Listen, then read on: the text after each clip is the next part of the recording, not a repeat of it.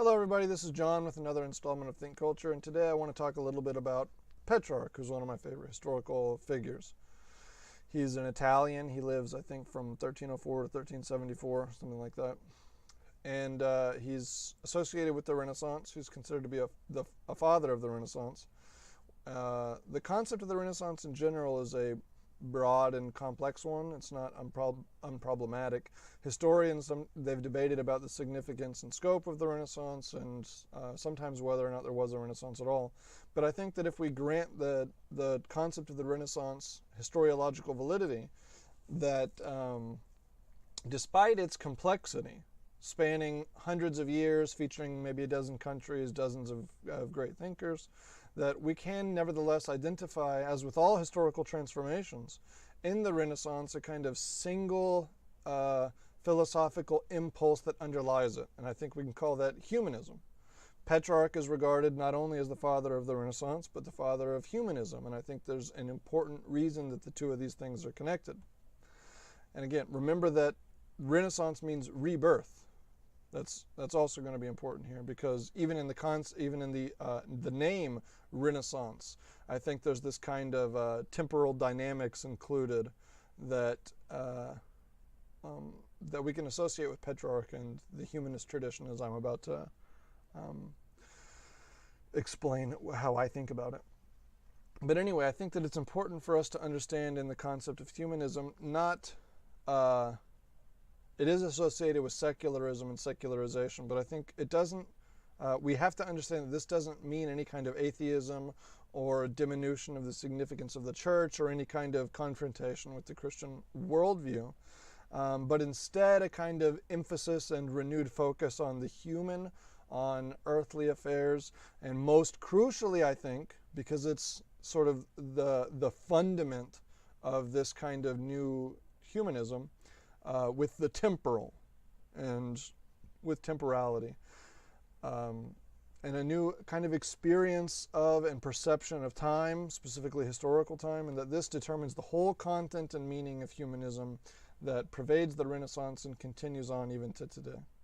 So as one would guess, since he's considered the father of the Renaissance, the father of humanism, sometimes called the first modern man, I think appropriately, one would guess that the kind of experience of the world that is articulated in Petrarch, both in his thought, in his poetry, and in his life, I think that would lead one to assume that there's something very profound and deep about the change of orientation that he affects. And I think that's correct, because in his work, I think we see in crystal clarity the expression of this new kind of temporal relationship, and how this conception of time that we can see in Petrarch is related to the humanism that spans the Renaissance and kind of invests all of these different humanistic thinkers.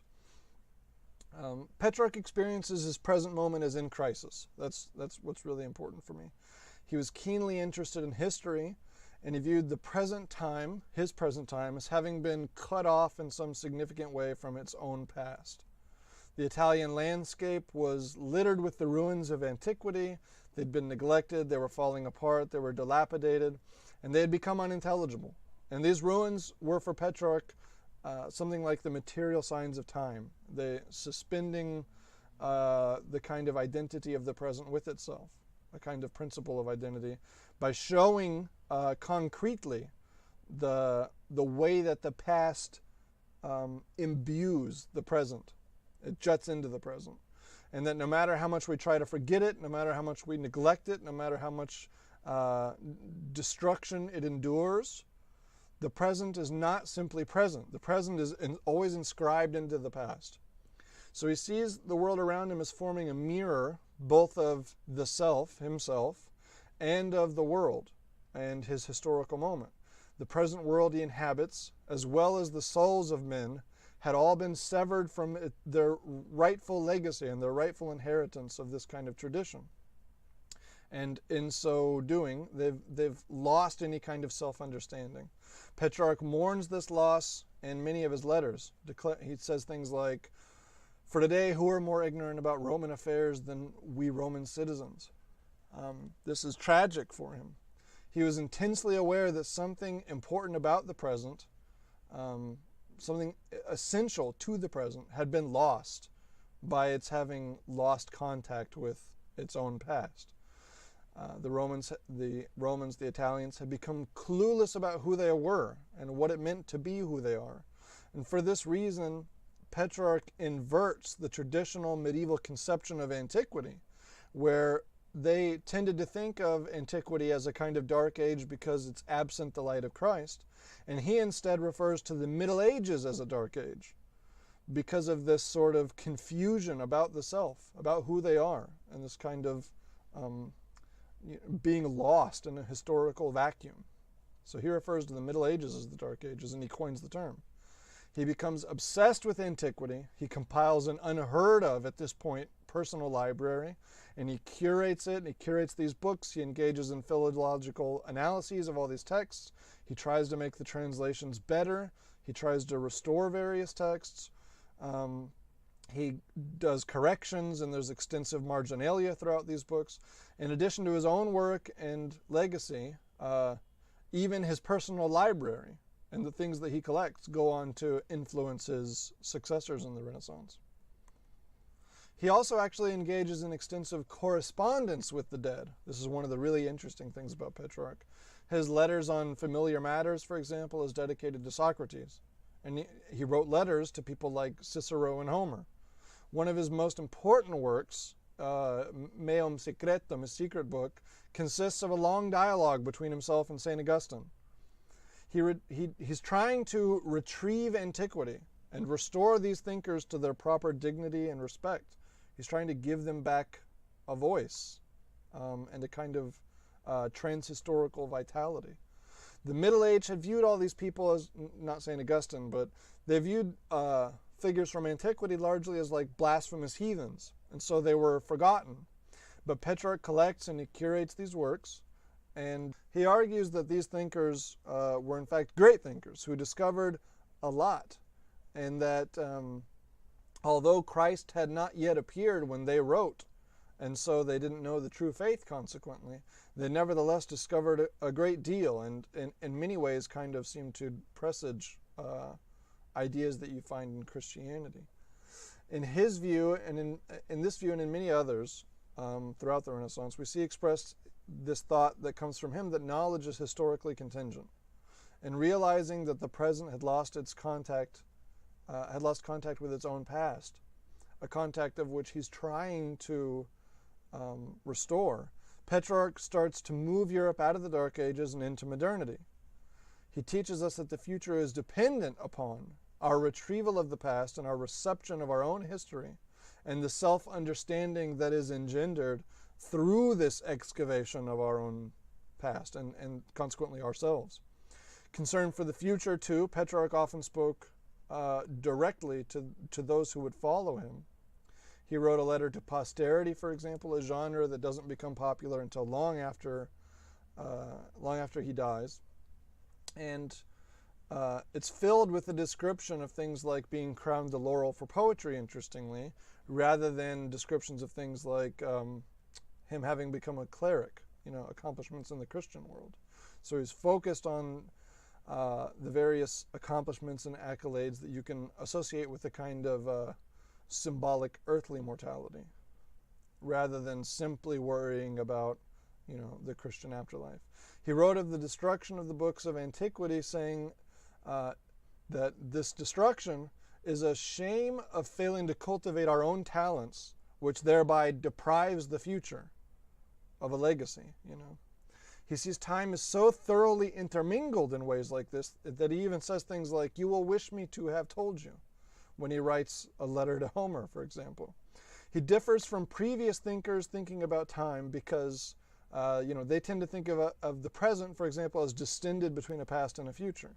Whereas for Petrarch, the present moment is, and the present self, the present moment and historical time and us as individuals who reside in this present moment are all internally divided, disjointed, in flux, essentially, and unwhole. That we're in a way we're sort of incomplete because we don't have this kind of full self-transparency. This is why he focuses on education so much and the Studia Humanitatis, and on the recovery of the historical past. He thinks that these things help the individual move toward wholeness and help the present move toward wholeness and a kind of real presence in our moment. The world around him he sees as showing the interconnection of the past and the present. And he sees that the past has been victim to the passage of time and the apathy of predecessors that, in effect, silence these progenitors and make them truly dead and inert. And he views that as almost a kind of crime. He tries to rescue these thinkers and gives them a voice, secular immortality, one that he too seeks. He talks about this very literally, referring to the few remaining texts of Quintilian, for example, as the scattered limbs of his lacerated body. And here, to me, something that's interesting about that is this play on the word of corpus, where it's like Quintilian himself, as an individual, is manifest in the present moment, despite having died, in the form of the body of works that he's produced. So it's like his corpse is this sort of literary tradition, and that, you know, we've sort of dismembered him and lost various pieces of his body and things like that. So he's been subject to this sort of disgusting disfigurement. And yeah, for Petrarch, this is a tremendous crime. And he wishes that simply by engaging Quintilian in conversation, he could heal the mortal wounds which he sees so thick on the fair body of Quintilian. So having this sort of acute perception and understanding of time and man's place in time, and more importantly, the place of time, its many places inside of man, necessarily reorients one's worldview away from the transcendent and to the immanent, from the eternal to the temporal, from the heavenly afterlife to the earthly afterlife, from any kind of fatalism to the idea that man makes himself. And that's the contribution that Petrarch makes to modernity, and that's how he sort of begins the moment of the Renaissance. He thinks that man's being is not simply given to him. He has an ethical, even a spiritual obligation to acquire knowledge and increase his virtue. Petrarch thinks that education, therefore, frees us from being simply determined by our historical situation, so that ironically an engagement with the past and a kind of authentic reappropriation of the past makes us free to self-determine, whereas in the kind of self-unintelligibility that results from not engaging sufficiently with the past and not understanding ourselves as heirs to the past, makes it so that we're fully determined by it in a kind of contradictory, paradoxical way. He sees man as radically independent, steering the sailboat of his own destiny. And the self is a multiplicity of times and places. He understands, he sort of puts the world inside of man, so that we are products of our time. But we're also free to use reason and reflect on our situation. We change the world and it changes us. So because he's so concerned with the earthly, virtue for him becomes the most important thing for us to learn and to cultivate, just as it was for the ancients that he admires. What we do here on earth truly matters to Petrarch. And if we don't undertake the care of ourselves, animicura, then we're actually transformed by this apathy into more sinful, worse people. And the present moment, similarly, becomes itself worse and more sinful. Because of his understanding of historical contingency, Petrarch doesn't believe in certain knowledge. There's a kind of Pyrrhonian skepticism about him almost. He thinks that if the perceptual object, say the world, and the perceptual subject, us, are both constantly in flux and sort of mutually interpenetrating and transforming each other, then it becomes impossible for us to know anything like the truth, you know, because neither of these things can be fixed. They're both constantly transforming each other and related to one another in an important way. I think this kind of foreshadows like the Heideggerian Dasein, but that'll come in a later video. He thinks that time conditions all of our knowledge, and he sees our identity as the sum of a temporal series of memories and events, both internal and external events, and that history contradicts itself, and forming a part of the person, then we are ourselves rife with conflict and contradiction. And you can see this actually in the figure of Petrarch. He himself was extremely conflicted. In him you can see this kind of struggle of the medieval against the modern, the Christian against the earthly. In his secret book, for example, Augustine is always chiding him for all sorts of earthly vanities. We see it everywhere, in his own life too, when he ascends to the top of Mount Ventoux, for example, in his letter where he describes this.